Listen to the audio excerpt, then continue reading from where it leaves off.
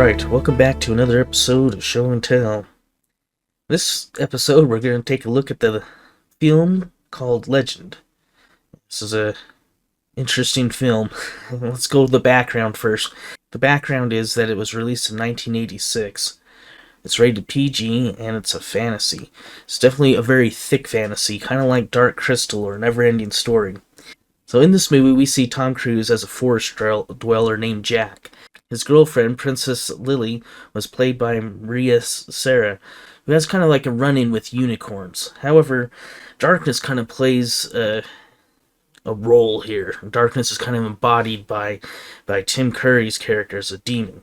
He kind of senses these unicorns, and he sends his minions to steal the horn. When the horn is stolen, the land is that was kind of vibrant and lush is now kind of like a frozen wasteland. And Jack and Lily are separated, and they kind of both go on a quest to retrieve the horn and restore the unicorn. Now Jack, he meets up with an eccentric group of dwarves, kind of like a fairy and Grump, a wood elf. They worked their way to the Darkness Castle, where Lily and the last alive unicorn are. Now Jack must defeat darkness in order to save the realm. I rate this movie 2 out of 4 stars. The sets, the character makeup, and the effects are all good in this movie.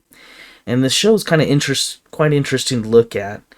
There's also the synth music that's from kind of Tangerine Dream, which is pretty famous there about the early 80s, 70s, making synth music. And it kind of provides a good atmosphere for it. However, the dialogue at times is pretty strange. It's like very kind of weird, and the characters are a bit rough to get into.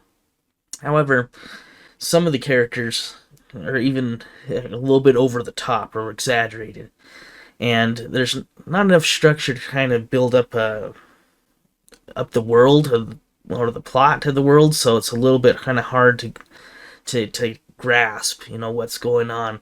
However, it's kind of stuck out with me over the years. I remember this movie floating around, like I probably saw it in the 90s somewhere, and so I remember it kind of in that time frame, but it was kind of mixed in there, and I kind of get it mixed up with the movie The Last Unicorn, which has some similarities, but the storylines are very different. I recommend checking this out, maybe as a background movie, just kind of let it roll in the background while you're doing something, maybe something else, but only if you like fantasy. If you don't like fantasy, this one's definitely gonna be a little rough.